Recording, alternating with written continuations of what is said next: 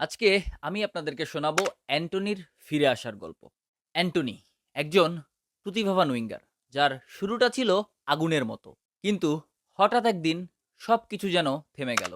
আয়াক্সে খেলতে খেলতেই সারা বিশ্ব চিনল এই নামটা। পায়ের কারুকাজ, বডি ফেক, ড্রিবল, সব কিছুই যেন ছিল জাদুর মতো। ব্রাজিলিয়ান প্লেয়ারের এক অনন্য উদাহরণ ছিলেন এই অ্যান্টনি। তারপর এলো সেই সুযোগ, একটি বিখ্যাত ক্লাবের ডাকে সাড়া দিলেন। ম্যানচেস্টার ইউনাইটেডে এলেন বিশাল অর্থমূল্যের ট্রান্সফারে। সবার চোখ ছিল তার দিকে, কি করে দেখান তিনি। কিন্তু প্রিমিয়ার লিগের গতিতে যেন থমকে গেল তার পা। স্কিল যেন কাজ করছিল না, আত্মবিশ্বাস হারিয়ে যাচ্ছিল প্রতিটা ম্যাচেই। অ্যান্টনি তখন যেন নিজেকেই হারিয়ে ফেলেছিলেন। এই আমি তো সেই আমি না, হয়তো অ্যান্টনির মনে এরকম প্রশ্নই ঘুরছিল। তখন সবার মনেই একটা প্রশ্ন, অ্যান্টনি কি আসলেই এত দামের যোগ্য ছিল? কিন্তু গল্প এখানেই শেষ হয়নি। সব ভুলে নতুন করে শুরু করলেন রিয়াল বেটিসে।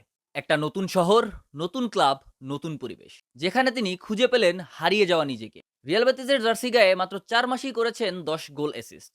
অন্যদিকে ম্যানচেস্টার ইউনাইটেডের হয়ে 2.5 বছরে করেছেন মাত্র 17 গোল অ্যাসিস্ট। এখানে প্রতিটা ম্যাচে মাঠে নেমে খেলছিল স্বাধীনভাবে। আর এটাই পার্থক্য, খেলার আনন্দ ফিরে পেয়েছেন তিনি। যেখানে ম্যানচেস্টার ইউনাইটেড ভক্তরা মুখ ফিরে নিয়েছিল, সেখানে বেতিসে সবাই বলছেন তুমি থাকো, আমরা তোমায় ভালোবাসি। ভক্ত থেকে ক্লাব সতীর্থ সবাই চায় অ্যান্টনি যেন এই ক্লাবেই থাকেন, কারণ এখানে তিনি শুধু একজন খেলোয়াড় নন, একটা গল্প তিনি। কনফারেন্স লিগের সেমিফাইনাল, প্রেসার মুহূর্তে গোল করলেন তিনি, ম্যাচের ভাগ্য বদলে গেল।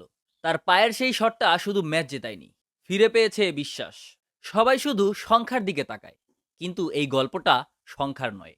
এই গল্পটা মানসিকতা, ধৈর্য ও নিজের উপর বিশ্বাসের। ফুটবল কোনো ফর্মের খেলা না, এটি একটি যুদ্ধের খেলা।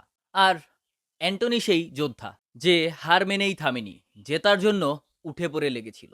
সে ফিরে এসেছে, আবারও হাসছে, আবারও গোল করছে, আবারও বিশ্বাস জাগাচ্ছে।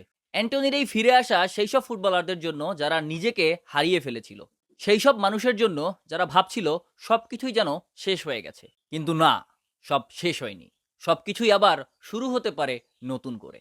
অ্যান্টনির এই ফিরে আসার গল্প যদি আপনাদের ভালো লাগে থাকে, তাহলে অবশ্যই এই ভিডিওটিকে শেয়ার করবেন, এবং এরকম ভিডিও যদি আপনারা আরও দেখতে চান, তাহলে অবশ্যই আমার চ্যানেলে একটি ফলো এবং সাবস্ক্রাইব করবেন। ধন্যবাদ সবাইকে।